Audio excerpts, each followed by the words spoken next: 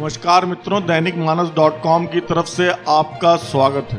मित्रों, देश की राजधानी दिल्ली में एक बार फिर राज्य सरकार और केंद्र सरकार के बीच आर पार की जंग शुरू हो गई है। शुक्रवार को केंद्रीय मंत्री रविशंकर प्रसाद ने प्रेस कॉन्फ्रेंस करके अरविंद केजरीवाल की सरकार पर निशाना साधा है। घर घर राशन पहुंचाने वाली स्कीम को लेकर केंद्रीय मंत्री ने आरोप लगाया है कि दिल्ली सरकार राशन माफियाओं से मिली हुई है। तो आइए जानते हैं इसी खबर के बारे में इस वीडियो में। मित्रों, सब्सक्राइब करें दैनिक मानस को और दबाएं इस घंटे को, जिससे आपको हमारी सभी वीडियो सबसे पहले देखने को मिलती रहे।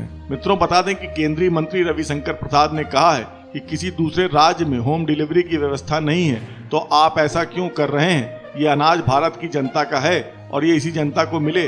दिल्ली सरकार दिल्ली के गरीबों की चिंता नहीं करती है। केंद्रीय मंत्री ने कहा कि केजरीवाल जी, आप अपनी स्कीम के साथ अनाज योजना लेकर आओ, केंद्र देखेगी। रविशंकर प्रसाद ने वार किया कि हर काम भारत सरकार करे, केजरीवाल जी कुछ नहीं करेंगे, सिर्फ टीवी में बयान देंगे। रविशंकर प्रसाद ने कहा कि फूड सिक्योरिटी एक्ट में राशन आउटलेट के बारे में पूरी जानकारी है, जिसमें लिखा है कि समयबद्ध तरीके से ऑडिट होगा हर राशन की दुकान का। साथ ही विजिलेंस कमेटी की भी बात है।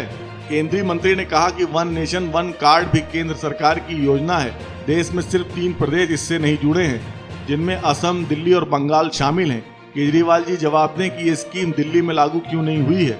रविशंकर प्रसाद ने आरोप लगाया कि अरविंद केजरीवाल ऑक्सीजन पहुंचा नहीं सके हैं, दवा पहुंचा नहीं सके हैं, लेकिन अब अनाज का जुमला लेकर आए हैं। दिल्ली सरकार राशन माफियाओं के हिसाब से काम कर रही है। आज सही में एक महत्वपूर्ण मुद्दे पर, जो दिल्ली के बारे में है, भारत की राजधानी, आपसे चर्चा करने पार्टी की ओर से आया हूं। अरविंद केजरीवाल जी हर घर अन्न की बात कर रहे हैं, घर घर पहुंचाएंगे।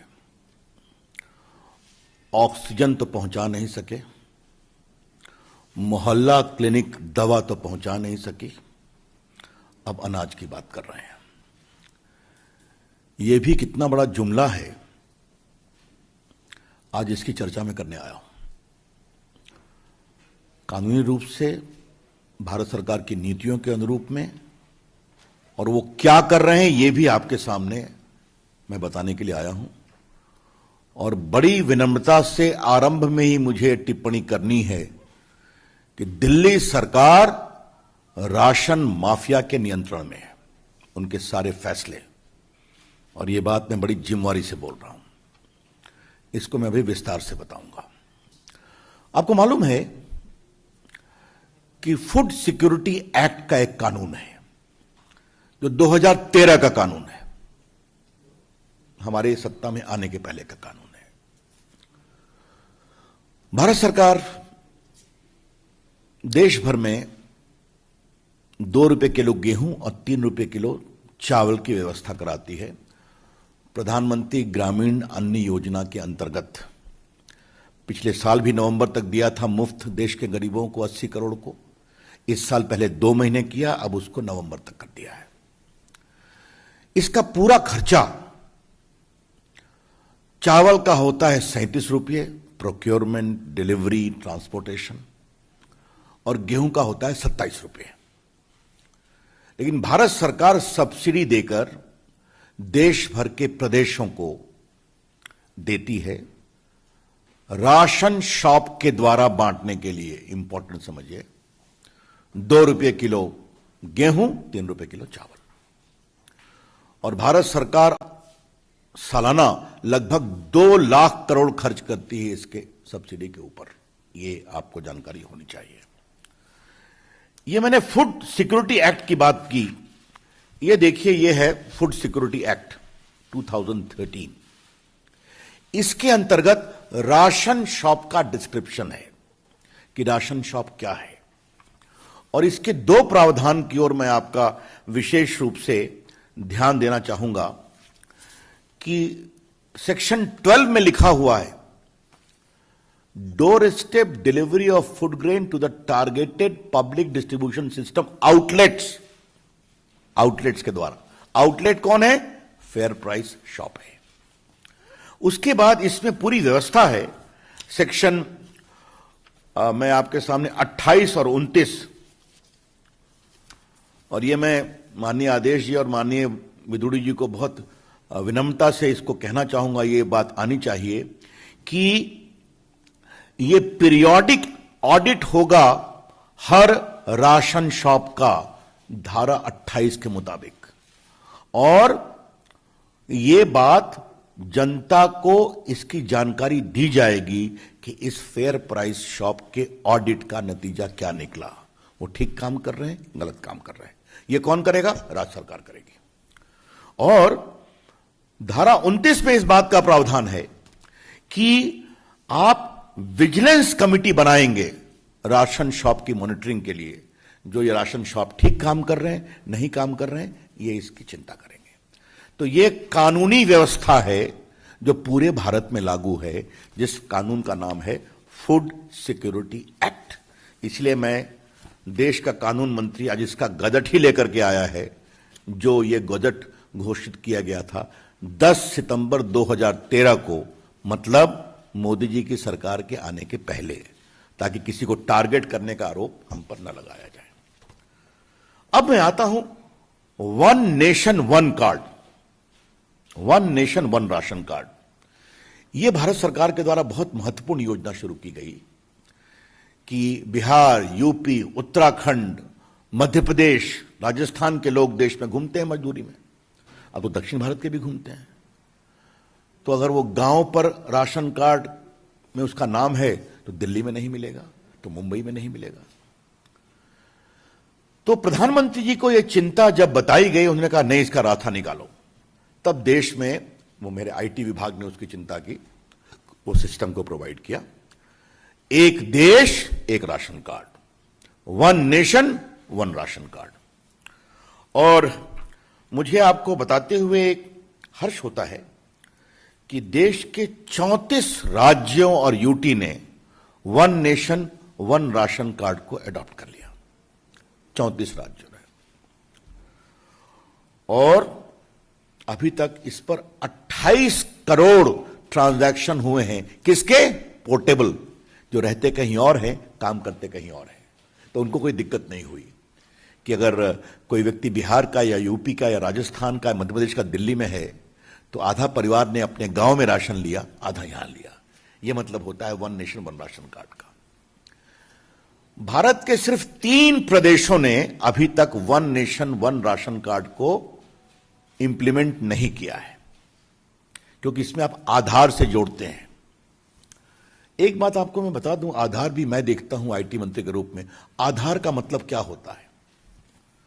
आपकी फिजिकल आइडेंटिटी को कंफर्म करने के लिए आपकी डिजिटल आइडेंटिटी, आपके डिजिटल व्यक्तित्व से आपके निजी व्यक्तित्व की पहचान। और कैसे? आंखों के आइरिस और उंगलियों के निशान या अंगूठे के निशान। और उसकी कहानी यह है कि आप प्लास्टिक सर्जरी से अपना चेहरा बदल सकते हैं, अपना नाम बदल सकते हैं, लेकिन अपनी आंख की आइरिस और अंगूठे के निशान नहीं बदल सकते। इसीलिए आधार का लिंकेज का यह फायदा होता है। मुझे आपको बताते हुए पीड़ा हो रही है कि 34 राज्यों ने one nation one ration card को फॉलो किया, 3 प्रदेश नहीं किए हैं। एक आसाम, क्योंकि वहां आधार लेट से शुरू हुआ था, जो उनकी स्थानीय समस्याएं थी नागरिकता को लेकर के इत्यादि। और बाकी 2 प्रदेश, एक का नाम है बंगाल और दूसरे का नाम है दिल्ली। मेरा पहला सवाल यह है श्रीमान अरविंद केजरीवाल से कि आपने one nation one ration card Delhi में क्यों नहीं लागू किया है? इसका जवाब देवो। क्या परेशानी है आपको? क्या दिक्कत है आपको? बीजेपी की ओर से यह सवाल हम बहुत प्रमुखता से उठा रहे हैं कि अगर देश के 34 राज्य one nation one ration card को फॉलो करने को तैयार हैं, तो ममता जी की बात तो जो है वो होगी। इनको दिल्ली में समस्या क्या है? अगर लोकप्रिय मुख्यमंत्री हैं, घर घर पहुंचने की बात करते हैं, तो क्या दिल्ली में वो बार बार उनकी ओर से प्रवासी मजदूरों के बारे में बड़े पीड़ादायक भावनात्मक चीजें उठाई जाती हैं? तो उनको खाना मिले, इसमें कोई दिक्कत क्या है? क्यों नहीं? यह हमारा पहला सवाल है। अब हम आते हैं दिल्ली सरकार के आचरण पर। आचरण की क्या स्थिति है? मैंने पहले बताया कि अब आप राशन कार्ड पर जाएंगे तो पॉस मशीन से आपको ऑथेंटिकेट करना पड़ेगा, तो उससे कोई जाली फरेबी काम नहीं हो सकता। देश भर में लगभग 86% राशन कार्ड अब पॉस मशीन से लिंक हो गए और कई तो बड़े प्रदेश में 99%, यूपी, एमपी, मेरे प्रांत बिहार में 95% है, बाकी प्रांतों में भी होगा, कुछ कांग्रेसी प्रांतों में भी होगा। अब दिल्ली की कहानी जरा सुनिए आप। दिल्ली में जनवरी 2018 में ई ऑथेंटिकेशन राशन कार्ड पर शुरू किया गया और आदेश जी और विदुरी जी 4 महीने में इसको रोक दिया गया अप्रैल 2018 में। इस 4 महीने में क्या हुआ? 4 लाख फर्जी राशन कार्ड पकड़े गए दिल्ली में। मैं फिर कहना चाहता हूं, माननीय केजरीवाल जी, जनवरी 18 में आपने शुरू किया, अच्छा किया। 4 महीने में क्यों रोक दिया? क्या समस्या थी?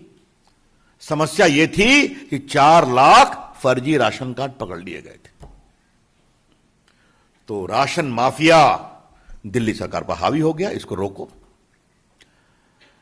आदेश जी, विदुड़ी जी, तर्क क्या दिया गया कि टेक्नोलॉजी काम नहीं करती है। तो आपने 4 महीने में 79% ऑथेंटिकेशन कैसे कर लिया भाई, जो 4 महीना हुआ? और अगर टेक्नोलॉजी की समस्या थी तो आईटी विभाग में मुझसे आग्रह करते, भारत सरकार को लिखते।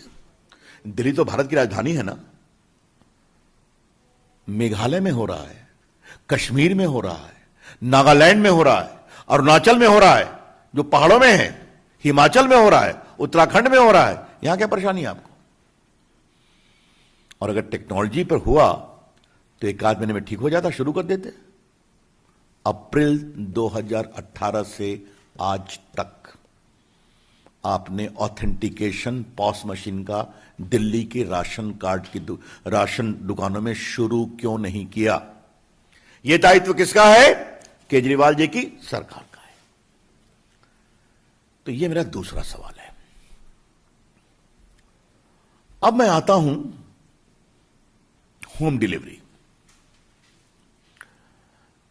ये होम डिलीवरी देखने में बड़ा अच्छा लगता है, लेकिन थोड़ा इसके अंदर जाइए तो इसमें स्कैम के कितने गोते लगेंगे वही समझ में आ जाएगा।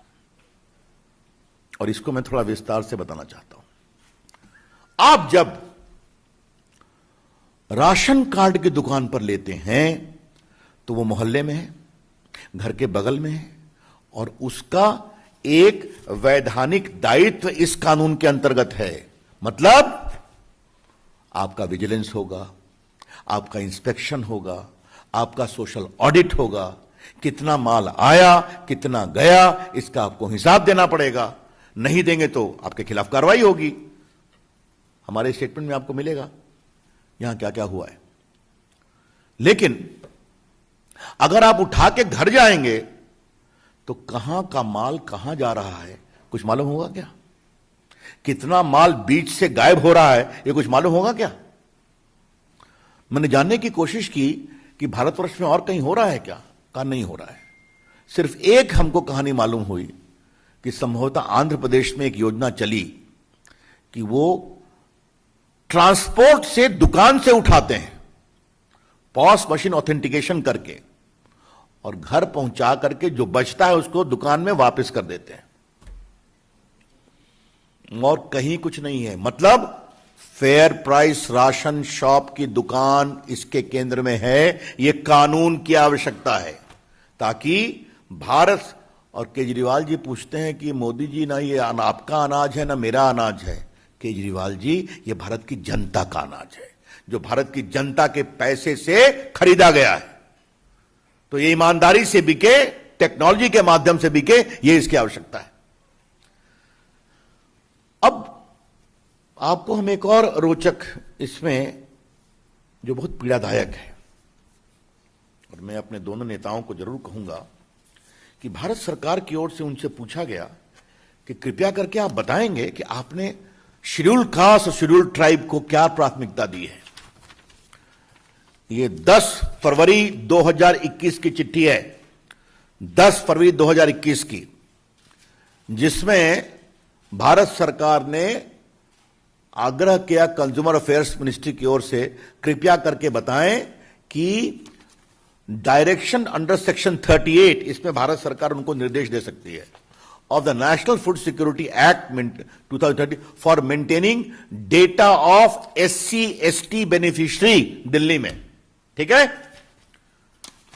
सुनिए आदेश जी, जवाब सुनिए। जवाब है दिल्ली प्रदेश का, not available, not available, not available. क्या मतलब है इसका भाई? दिल्ली में आपके पास यह भी डाटा नहीं है कि कितने हमारे दलित समाज के, कितने हमारे वनवासी समाज के बंधु हैं यहां पर, और उनको आप राशन कार्ड में कितना सहयोग कर रहे हैं? क्या मतलब है इसका? दिल्ली सरकार कैसे चल रही है? हम पार्टी की ओर से इसका जवाब जानना चाहते हैं। तो ना तो आप टेक्नोलॉजी से ऑथेंटिकेशन कराएंगे, 4 लाख का जहां घपला पकड़ा गया तो फिर आप उसको रोक देंगे, भारत सरकार के निर्देश को नहीं मानेंगे, और आप ST SC की भी चिंता नहीं करते हैं, प्रवासी मजदूरों की भी चिंता नहीं करते हैं, और दिल्ली के गरीबों की पात्रता की भी चिंता नहीं करते हैं। तो एक कहावत है ना, आपका चाल चलन कैसा है, तब ना आगे आप कुछ काम करेंगे। तो मैं पूछूंगा केजरीवाल जी, मैंने आपसे क्रमबद्ध आपका चाल चलन रखा है, तो अगर ये आपका चाल चलन है तो किस आधार पर आप कह रहे हैं कि हम घर घर अनाज पहुंचाएंगे? ये हम सवाल उठाना चाहते हैं। तो आप कानून तोड़ना चाहते हैं, आप दिल्ली के गरीब जनता की आंखों में धूल झोंकना चाहते हैं, और खरीद की भारत सरकार ने, पैसा खर्चा किया भारत सरकार ने, कानून के मुताबिक राशन के माध्यम से उसको भेजना है। तो केजरीवाल जी, अगर आपको इतनी ही रुचि है तो आप अपना एक अलग स्कीम बनाकर आइए भारत सरकार के पास, हम सस्ते में अनाज आपको देने की कोशिश करेंगे। और ऐसी बात नहीं है, ये देखिए भारत सरकार की ओर से उनको 3 साल में इतनी चिट्ठियां लिखी गई हैं, ये सब मैं सिर्फ दिखा रहा हूं, आपको विस्तार से बता नहीं रहा हूं। तो अपना स्कीम आप दे दीजिए कि भाई हम प्रधानमंत्री ग्रामीण अन्न योजना के अंतर्गत जो अनाज आता है उसको हम नहीं छुएंगे, अलग से हमारा हृदय बहुत बड़ा है, हम खर्चा करेंगे उसके लिए, हमारी ये योजना है, आप ओके कर दीजिए। तो ये हैं बड़े सवाल, और इसका एक पॉलिटिकल निष्कर्ष क्या है? कोई भी विषय लो, भारत सरकार काम नहीं करने देती। और ये जो मैंने शुरू किया था, मोहल्ला क्लिनिक पर कितना विज्ञापन खर्चा हुआ, कुछ हिसाब पूछा है आपने? कहां गया मोहल्ला क्लिनिक? गरीब आदमी परेशान था। ऑक्सीजन भारत सरकार नहीं देती, बाद में सच्चाई सामने ही, ऑक्सीजन का ऑडिट कराइए, दवाई का वही हाल हुआ, मैंने विस्तार से आपको बताया। तो हर काम भारत सरकार, हम कुछ नहीं करेंगे, हम टीवी में सिर्फ बयान देंगे। ये हैं बड़े सवाल। इसलिए मुझे लगा कि आज ये सारे विषय कानून फैक्ट के मुताबिक मैं आप सबों के सामने बाकायदे विस्तार से रख दूं, ताकि आज ये सच्चाई सामने आनी चाहिए। ये सच्चाई आनी बहुत जरूरी है। हम फिर विनम्रता से आग्रह करना चाहते हैं, दिल्ली की जनता, उनकी पीड़ा हमारे दिल में है, केंद्र सरकार और हमारी प्रदेश की राष्ट्रीय और प्रदेश की भारतीय जनता पार्टी के दिल में है। उनके अन्न की पीड़ा का समाधान निकले, ये हम, और आज हम भेज रहे हैं। हम दिल्ली में काफी बड़ी संख्या में, मैं आपको बता दूं, भारत सरकार 37,573 टन अनाज दिल्ली के 73 लाख लोगों को हर महीने भेजती है। फिर रिपीट कर रहा हूं, 37,573 टन अनाज दिल्ली के 73 लाख लोगों को हर महीने भेजती है, जिसकी सब्सिडी है 1,163 रुपए, 1,163, जो नेशनल फूड सिक्योरिटी एक्ट के अंतर्गत हम भेजते हैं। तो दिल्ली का हित हमारा है, वो चलेगा। लेकिन सवाल है कि ये जो नई कहानी रची जा रही है, ये दिखावे के लिए है और इस स्कैम को प्रमोट करने के लिए। और ये मैं अंतिम बात कह के अपनी बात समाप्त करूंगा। हिसाब कहां से रखोगे भाई? अनाज तो आपके पास है नहीं, आपने अनाज की कोई योजना लाई नहीं, भारत सरकार जो देती है उसी को आप लेबल लगाओ। हमको लेबल से चिंता नहीं है, मोदी जी का लेबल हो या केजरीवाल का लेबल हो, हमें ईमानदारी की चिंता है, हमें प्रामाणिकता की चिंता है, हमें गरीबों के पास अनाज पहुंचे इसकी चिंता है। तो आप कहां से उठाओगे, कैसे पहुंचाओगे भाई? तो कुछ पता ही रहेगा ना। तो जैसे राशन माफिया ने 4 लाख फेक राशन कार्ड के पकड़े जाने के बाद उनकी आपके ऊपर पकड़ इतनी है, आपकी सरकार के ऊपर, कि उस कार्यक्रम को स्थगित करा दिया जो पूरे देश में चल रहा है। तो इसमें घपला नहीं हो, इसका कारण क्या है? यह है बड़े सवाल। इसलिए मित्रों, अंत में मुझे पार्टी की ओर से कुछ सवाल पूछने हैं और जिससे मैं कंक्लूड करूंगा, फिर आप मुझसे प्रश्न पूछ सकते हैं। केजरीवाल जी, आप बताएं कि 1 नेशन 1 राशन कार्ड आपने दिल्ली में लागू क्यों नहीं किया? अगर भारत के 34 राज्य लागू कर सकते हैं तो आपको क्या परेशानी है? अगर देश के 28 करोड़ पोर्टेबल ट्रांजैक्शन हो सकते हैं उस पर, तो दिल्ली में जो प्रवासी मजदूर हैं, गरीब हैं, उनके हितों की आप क्यों अनदेखी कर रहे हैं? यह पहला सवाल है। दूसरा सवाल, आप अपने राशन की दुकानों पर ई पॉस मशीन से ऑथेंटिकेशन कब शुरू करेंगे? जो 2018 के अप्रैल में आपने समाप्त किया, अभी तक समाप्त कर रखा है। और तीसरा, केजरीवाल जी, अगर आप में हिम्मत है तो अपना नया प्रस्ताव भारत सरकार को भेजिए कि जो भारत सरकार की इस कानून के अंतर्गत प्रावधान है उसका हम उल्लंघन नहीं करेंगे, फूड सिक्योरिटी एक्ट का। हमारा यह प्रस्ताव है, भारत सरकार खुले मन से उस पर विचार करेगी। और अंतिम बात, केजरीवाल जी, आपके दिल्ली में कितने हमारे दलित परिवार के बंधुओं को राशन का लाभ मिलता है? आपको इसका डाटा भी नहीं है। क्या चिंता करते हैं आप? ये 4-5 सवाल थे, तो मुझे लगा आपको विस्तार से रख दूं। बहुत बहुत धन्यवाद।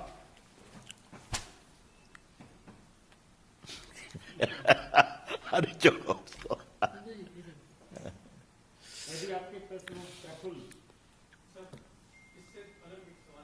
पहले मैं इस पर मैं उत्तर लूंगा। हाँ, सवाल लूंगा। ये से नहीं क्वेश्चन ऑन दिस। इसी संदर्भ में विषय यही है। सर, अभी आपने अरविंद केजरीवाल के बारे में बताया। आम आदमी पार्टी ये आरोप लगा रही है कि राशन माफिया के दबाव में केंद्र सरकार जुट गई है और इसलिए जो है मुख्यमंत्री घर घर राशन योजना को बंद कराया गया। मेरा जवाब बहुत साफ है। हमने आपके सामने कानून रखा, हमने इनके बारे में इनका अतीत रखा, 4 लाख फेक राशन कार्ड पकड़े गए वो रखा, 1 नेशन 1 कार्ड क्यों नहीं लिखा, डिजिटाइजेशन से चीजें प्रामाणिक होते हैं, आप भी जानते हैं। डायरेक्ट बेनिफिट ट्रांसफर में देश के 10 करोड़ किसानों को अब तक हम 1 लाख करोड़ भेज चुके हैं सीधा उनके बैंक अकाउंट में। ये सीधी सी बात है।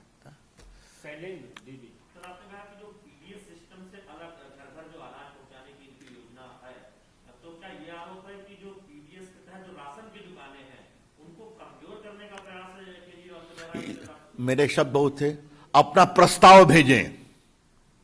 अभी कोई प्रस्ताव नहीं आया है, तो आपकी क्या योजना है यह आप बताएंगे?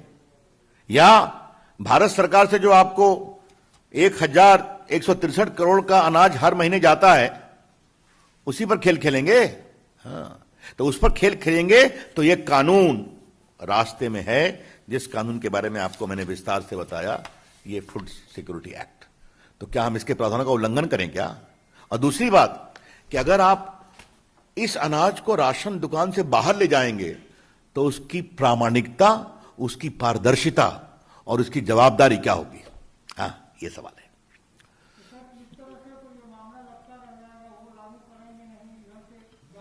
कोई लटका नहीं रहेगा। भारत सरकार हर महीने दिल्ली के 73 लाख लोगों को 1163 करोड़ रुपए का अनाज लगभग 37,573 टन भेजती रहेगी। उनको तो अभी मिल रहा है ना, तो अभी मिल रहा है। हाँ, एक मिनट और, हमें खबर मिली है कि दिल्ली में काफी जगह पॉस मशीन लगा है या लगने की प्रक्रिया जारी है, तो उसको शुरू करिए ना, क्यों नहीं शुरू करते?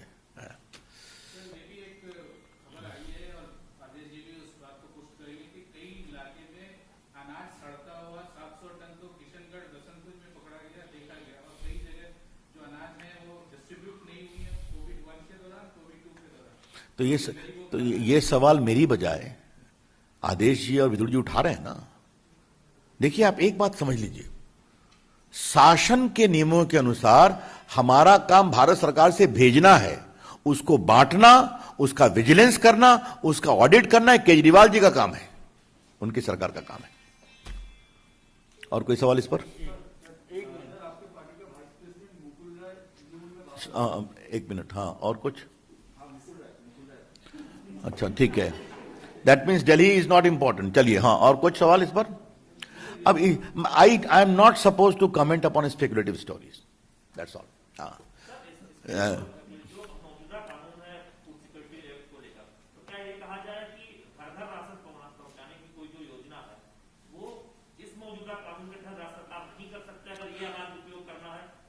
नहीं, एक बात फिर कहूंगा, इस योजना के अंतर्गत, अन्य सुरक्षा योजना के अंतर्गत, राशन शॉप उसका केंद्र है, क्योंकि हर मोहल्ले में है।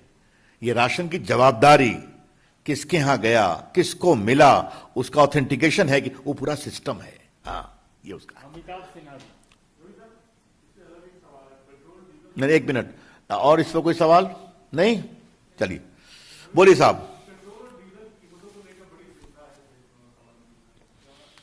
देखिए, मुझे इस पर दो बातें कहनी है आपसे।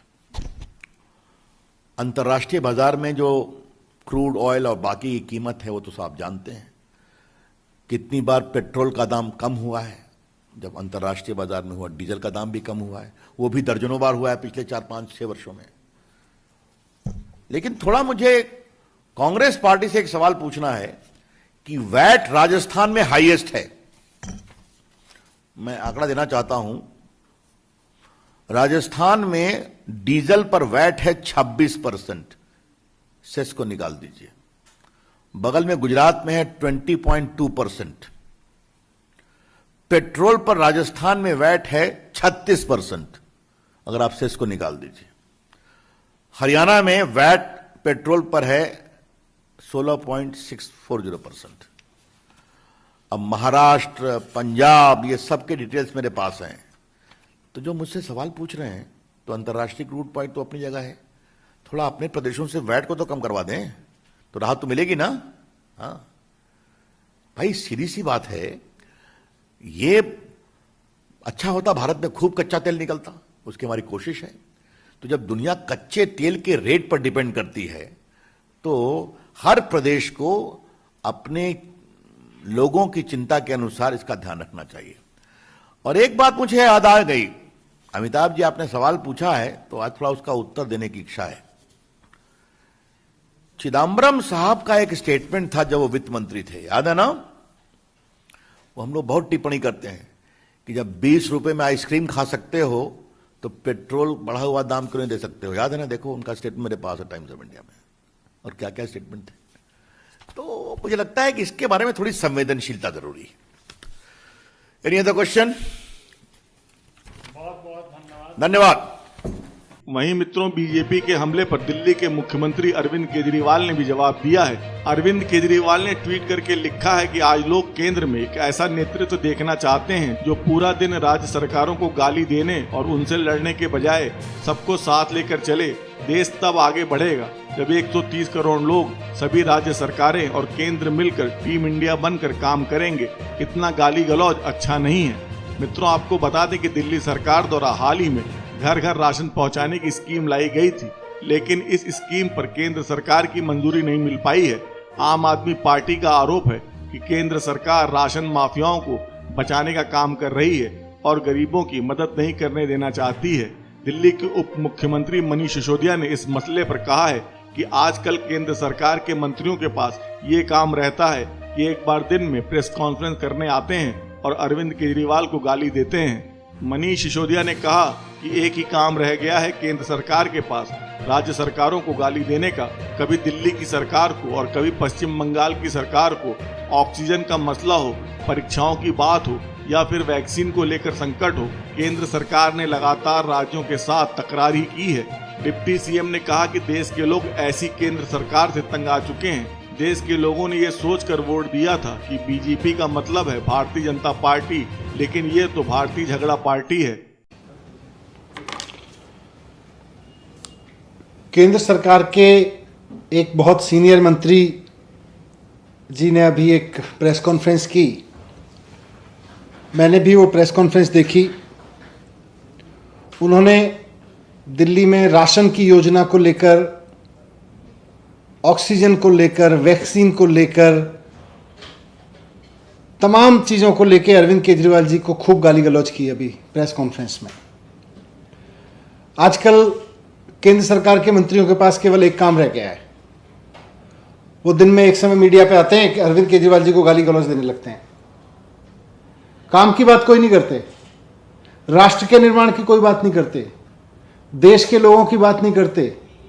बस अरविंद केजरीवाल जी को गाली गुफ्तार करने के लिए केंद्र सरकार के मंत्री जी, केंद्र सरकार के लोग, भारतीय जनता पार्टी के लोग मीडिया में आते हैं। एक ही काम रह गया उन लोगों के पास में कि बस सुबह से शाम तक केवल और केवल राजनीतिक विरोधी जो पार्टियां हैं उनको गाली गुफ्तार करते रहो, उनकी सरकार को। सुबह से शाम तक किसी दिन आएंगे तो वेस्ट बंगाल की सरकार को गाली देने लगेंगे, किसी दिन केंद्र सरकार के कोई मंत्री आएंगे तो झारखंड की सरकार को गाली देने लगेंगे, किसी दिन केंद्र सरकार के कोई मंत्री आएंगे तो महाराष्ट्र की सरकार को गाली देने लगेंगे। आजकल केंद्र सरकार के पास में राज्य सरकारों को गाली गुफ्तार करने के अलावा कोई काम नहीं बचा है क्या? जब देखो आप आते हो टीवी में बैठते हो और किसी एक राज्य सरकार के खिलाफ मुंह खोल के गालियां देने लगते हो। और कोई काम नहीं है क्या? और कोई काम कर ही नहीं रही केंद्र सरकार क्या आजकल? मैं देख रहा था वो, और ये सारी प्रेस कॉन्फ्रेंस में रोज यही करते हैं। भारतीय जनता पार्टी के नेता आएंगे वो भी यही गाली गुफ्तार में उसी भाषा का इस्तेमाल करेंगे। केंद्रीय मंत्री आएंगे वो भी उसी तरह की गाली गुफ्तार का इस्तेमाल करेंगे। कभी कहेंगे कि साहब ऑक्सीजन की सप्लाई नहीं हुई। अरे ऑक्सीजन का पूरा मैसअप किसने किया? केंद्र सरकार ने ऑक्सीजन का मैसअप किया। आप ठीक कर लेते समय रहते। सुप्रीम कोर्ट ने जब फटकार लगाई तब जाके आपने ऑक्सीजन सुधारी, पहले ही सुधार लेते। अब राज्य सरकार को गाली देने लग रहे हो। पूरे देश के सारे 1.5 करोड़ बच्चे कहते रहे साहब परीक्षा कैंसिल कर दो, परीक्षा कैंसिल कर दो। केंद्र सरकार के बीजेपी के लोग आके कहते रहे राज्य सरकारें गलत कर रही हैं, राज्य सरकारें गलत कर रही हैं। फिर जब मामला सुप्रीम कोर्ट में पहुंचा और देश भर के बच्चों ने आवाज लगाई, फिर कह रहे अच्छा परीक्षा भी कैंसिल कर देते। वैक्सीन के लिए सारी राज्य सरकारें कहती रहीं साहब वैक्सीन दे दो, वैक्सीन दे दो, वैक्सीन दे दो, आप इंटरनेशनल लेवल पे खरीद लो। राज्य सरकारों की नहीं सुनी, राज्य सरकारों को गाली देते रहे। राज्य सरकारें ये कर रही हैं, राज्य सरकारें वो कर रही हैं। कभी ममता जी को गाली देना, कभी केजरीवाल जी को गाली देना, कभी झारखंड के मुख्यमंत्री को गाली देना, कभी महाराष्ट्र के मुख्यमंत्री को गाली देना। केंद्र सरकार केवल यही करती रही। फिर सुप्रीम कोर्ट ने झाड़ लगाई, उसके बाद फिर बोले आके कहने लगे जी हम तो वैक्सीन भी दे रहे हैं। तो आजकल केंद्र सरकार के मंत्री केवल और केवल, केंद्र की पूरी केंद्र सरकार केवल और केवल ये 3-4 राज्यों के विपक्ष के मुख्यमंत्रियों को गाली गुफ्तार देने के अलावा कोई काम नहीं कर रही है। बाकी जो काम करना है उसके लिए सुप्रीम कोर्ट की लताड़ लगानी सुननी पड़ती है, उसके बाद में वो काम कर रही है। वहां वो काम सुप्रीम कोर्ट को करवाना पड़ रहा है आपको लताड़ लगा लगा के। मैं जो दिन भर ये गाली गुफ्तार का काम भारतीय जनता पार्टी के नेता करते हैं, आज केंद्रीय मंत्री ने भी किया। मैं उस पर कुछ नहीं कहूँगा क्योंकि मेरे संस्कार मुझे गाली देना नहीं सिखाते, वो उनके संस्कार हैं, वो जाने। पर यह ज़रूर कहना चाहूँगा कि चाहे वो ऑक्सीजन का मसला हो या राशन का मसला हो, परीक्षा का मसला हो या वैक्सीन का मसला हो, कुल मिला के सब में एक कॉमन फैक्टर है और वो है केंद्र सरकार की विफलता केंद्र सरकार पूरी तरह से विफल रही। उसके बाद में फिर आके सुप्रीम कोर्ट को कहना पड़ा, फिर आपने वो काम किए। अब राशन पे भी ले लीजिए, राशन पे अरविंद केजरीवाल जी ने सिर्फ एक चीज कही कि भाई अगर पिज्जा फोन करने पे लोगों के घर आ सकता है, अगर 21वीं सदी में पिज्जा की, फ्रिज की, कपड़ों की, खाने की डिलीवरी घर पे हो सकती है, तो गरीब आदमी के राशन की डिलीवरी घर पे क्यों नहीं हो सकती?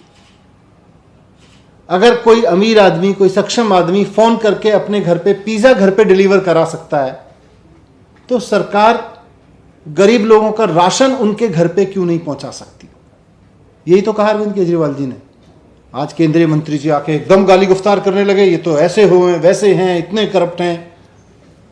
अरे सर जी, अगर 21वीं सदी में कोई मुख्यमंत्री बैठ के, IIT से पढ़ा हुआ एक मुख्यमंत्री बैठ के ये सोच रहा है कि गरीब लोगों के घर राशन डोर स्टेप डिलीवरी पे, उनके दरवाजे पे सरकार लेके चली जाए, तो इसमें गलत क्या सोच रहा है?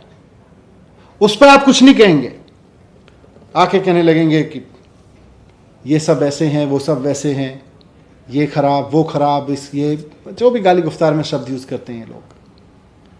मैं पूछना चाहता हूं कि आप इसमें टांग क्यों अड़ाते हैं? आपको प्रॉब्लम क्यों है इसमें? ये बताएं साफ साफ कि अगर पिज्जा घर पहुंच सकता है तो गरीब आदमी का राशन क्यों नहीं घर पहुंच सकता? और साथ साथ मैं ये भी कहना चाहता हूं कि देश के लोग अब तंग आ चुके हैं। देश के लोग ऐसी केंद्र सरकार से तंग आ चुके हैं जो रोज टीवी पे बैठ के केवल और केवल राज्य सरकारों को गालियां देने का काम करती है। देश के लोगों ने एक सरकार चुनी थी, उन्होंने सोचा था बीजेपी का मतलब होगा भारतीय जनता पार्टी, लेकिन आज सिद्ध हो गया है कि बीजेपी का मतलब है भारतीय झगड़ा पार्टी। केवल और केवल राज्य सरकारों से झगड़ा करती है, उनके काम में टांग अड़ाती है। यह तो पुण्य का काम था ना। गरीब लोगों के घर अगर सरकार राशन पहुंचा देगी तो पुण्य मिलना चाहिए। केंद्र सरकार गाली देती है। राष्ट्र निर्माण के जितने भी काम कोई राज्य सरकार करना चाहती है उसमें आके केंद्र सरकार टांग अड़ाती है और उसके बाद गाली देना शुरू करती है। मैं केंद्र सरकार के मंत्रियों को भी और भारतीय जनता पार्टी को भी कहना चाहता हूं कि भारतीय जनता पार्टी बन के रहिए, भारतीय झगड़ा पार्टी मत बनिए। केंद्र में बीजेपी की सरकार का मतलब भारतीय जनता पार्टी की सरकार होना चाहिए, ना कि बीजेपी की सरकार का मतलब केंद्र में भारतीय झगड़ा पार्टी की सरकार बना रखी है आपने। ये भारतीय झगड़ा पार्टी की सरकार बंद करिए। जनता आज ऐसी सरकार चाहती है जो राज्यों के साथ मिलकर काम करे, राज्यों को गाली गुफ्तार देने का ही काम ना करे। राष्ट्र निर्माण के काम में राज्य सरकारें अहम पार्टनर होती हैं। राज्य सरकारों के काम में टांग अड़ाने से और फिर टीवी पर बैठ के उनको गाली गुफ्तार देने से राष्ट्र निर्माण नहीं होता है। राष्ट्र निर्माण होता है कि अगर राष्ट्र की कोई योजना किसी राज्य के पास में है तो केंद्र सरकार उसको सहयोग करे। राज्य के लोगों के लिए, देश के लोगों के भले के लिए अगर कोई सरकार कोई योजना लेके आ रही है तो केंद्र सरकार उसमें सहयोग करे। टीवी पे बैठ के उसको गाली गुफ्तार करने के लिए ना बैठ जाए, उसमें टांग अड़ाने के लिए ना बैठ जाए। तो मैं निवेदन करना चाहता हूं कि मिलके काम करें। असली राष्ट्र निर्माण तभी होगा जब राज्य सरकारों के साथ मिलके काम करेंगे। भारतीय झगड़ा पार्टी आपका अगर नाम है तो बहुत बढ़िया, फिर तो आपको मुबारक हो। Thank you. अगर आपको ये वीडियो पसंद आई हो तो नीचे कमेंट के माध्यम से हमें बताना न भूलें। अगर आपको ये वीडियो न पसंद आई हो तो भी हमें कमेंट के माध्यम से बताना न भूलें कि आपको इसमें क्या पसंद नहीं आया। और हमारी इस वीडियो को लाइक और शेयर करना भी न भूलें। हमारी इस वीडियो को देखने के लिए, अपना कीमती समय देने के लिए आपका धन्यवाद। शुभ दिन।